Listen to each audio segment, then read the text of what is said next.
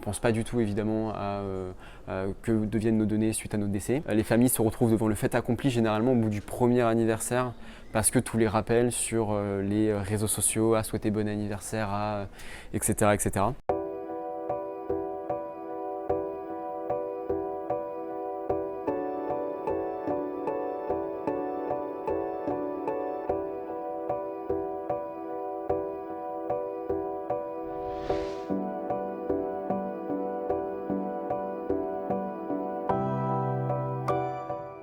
Nous, dans notre service, on fait un vrai effort de rechercher l'ensemble des données d'une personne suite à son décès. Parce que quand on commençait à accompagner les familles, elles nous donnaient un compte Facebook, un compte Instagram, mais ça s'arrêtait là.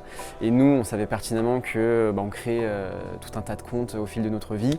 D'ailleurs, il y a une étude qui montre qu'on a en français en moyenne plus de 300 comptes sur Internet.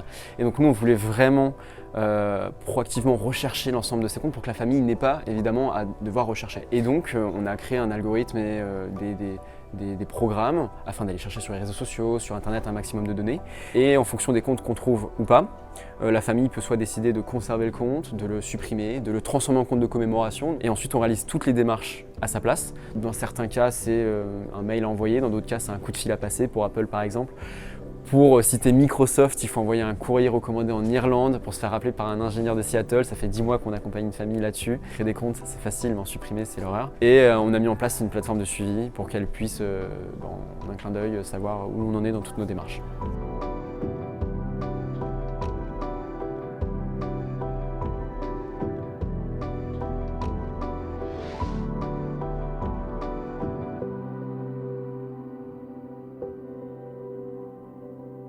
J'ai connu cette société par l'intermédiaire des Pompes Funèbres de France qui nous ont proposé le service quand on a fait les démarches pour la cérémonie.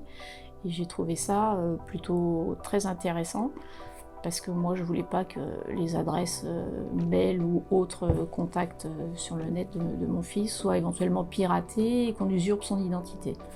On ne s'est pas posé de questions, pour nous il fallait tout supprimer.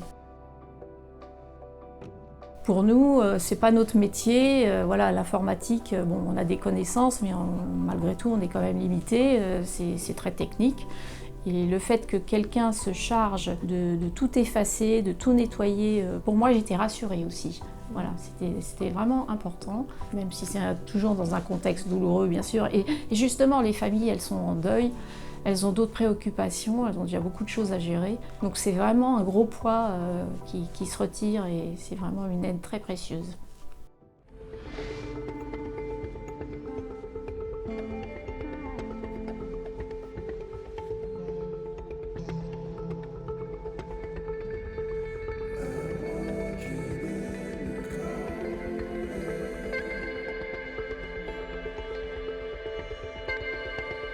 C'est un atout d'être jeune pour porter ce projet parce que on connaît très bien le problème, on est en tant que jeune super utilisateur et hyper connecté. Il y a beaucoup de gens qui nous ont dit mais qu'est-ce que vous faites finalement, enfin, genre, vous êtes 4 jeunes, vous entrepreniez dans la mort, c'est pas...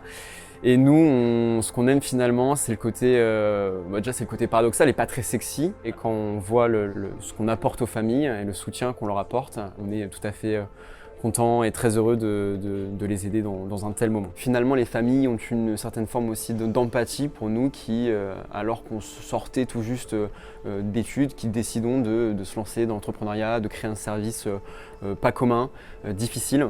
Et puis finalement, on est totalement séparé de cette image peut-être des grandes pompes funèbres ou des conseillers funéraires qui font ça un peu à la chaîne et qui ont tout à fait cette notion de business, d'industrialisation, alors que nous, on n'est pas du tout dans ce genre de démarche, on accompagne personnellement chacune de nos familles. Alors au début, ça fait très bizarre.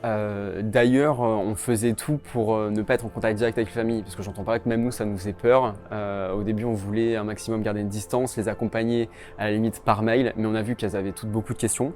Et donc à un moment, on a dit que si on voulait faire quelque chose de qualité, il fallait les contacter.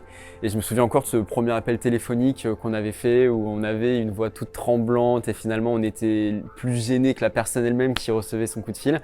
Mais enfin, on a continué parce qu'on a vu que c'était nécessaire. Et puis on a commencé évidemment à professionnaliser le discours et puis surtout aussi à savoir comment échanger avec une personne endeuillée, parce que évidemment c'est pas anodin. Travailler dans le milieu funéraire, oui, ça change le rapport que tu as à la mort. Parce que C'est quelque chose qu'on vit tous. C'est un événement qu'on va tous finir par rencontrer, malheureusement.